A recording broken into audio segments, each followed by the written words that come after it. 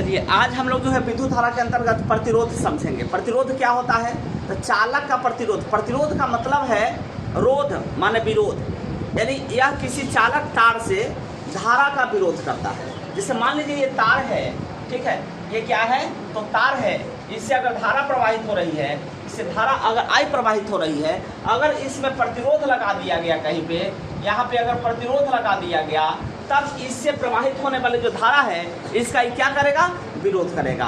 यानी चालक पदार्थ का वह गुण जो उससे होकर प्रवाहित होने वाली धारा का क्या करता हो? तो विरोध करता हो। क्या करता हो? विरोध करता हो। उसको हम क्या कहेंगे? प्रतिरोध कहेंगे। समझ में आया?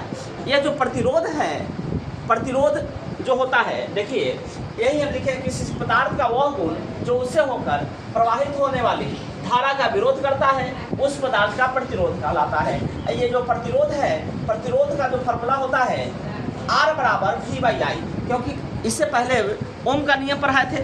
ओम के नियम बराबर में क्या होता है? V बराबर IR होता है। V बराबर क्या होता है? IR होता है। तो यहाँ से R बराबर क्या हो जाएगा?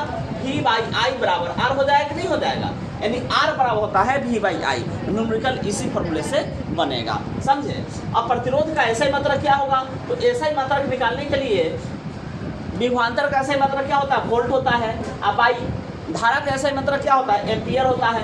अब वोल्ट बाई एम्पियर ओम होता है, ठीक है? क्या होता है? वोल्ट बाई एम्पियर बराबर ओम होता है। यानी प्रतिरोध का ऐसा ही मात्रक क्या होता है? तो ओम होता है।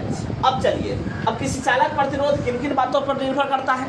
तो चालक का जो प्रतिरोध है वह उसकी मोटाई पर, तार की मोटाई पर, तार की लंबाई पर, तार के पदार्थ पर और चालक के ताप पर निर्भर करता है। कैसे?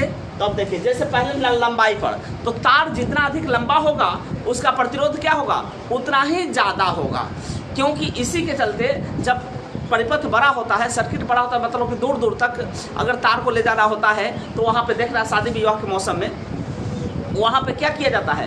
एक के स्थान पे 2 जनरेटर का उपयोग किया जाता है। धारा ठीक से नहीं प्रवाह होगा आगे के सर्किट में, इसलिए वहाँ पे 2 जनरेटर का प्रयोग किया जाता है या फिर बड़ा विशाल जनरेटर का प्रयोग किया जाता है।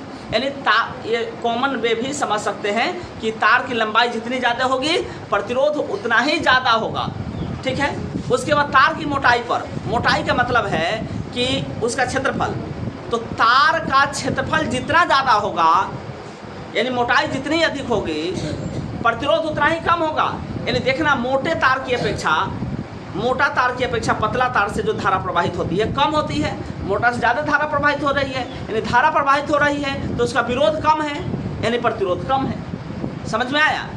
अच्छा, उसके बाद में इसका जो प्रतिरोध निर्भर करता है पदार्थ पर, पदार्थ की प्रकृति पर। यानी जिस अच्छे पदार्थ का अगर तार समान लंबाई और समान मोटाई का तार है, अगर अच्छे क्वालिटी का तार है, एक जो है थोड़ा सा खराब क्वालिटी का तार है, तो अच्छे क्वालिटी का जो तार होगा उसका जो प्रतिरोध होगा कम होगा, उसका प्रतिरोध क्या होगा? कम होगा। उसके बाद में इसके ताप पर भी निर्भर करता है। यानी चालक पदार्थ का अगर टेम्परेचर बढ़ा दिया जाए तो उसका प्रतिरोध क्या हो जाएगा? बढ़ जाएगा। यानी टेम्परेचर जितना बढ़ेगा प्रतिरोध उतना ही ज़्यादा होगा। इसलिए जब धारा जब ज़्यादा प्रवाहित होता है तो धारा के साथ साथ उष्मा भी तो उससे प्रवाहित होता है।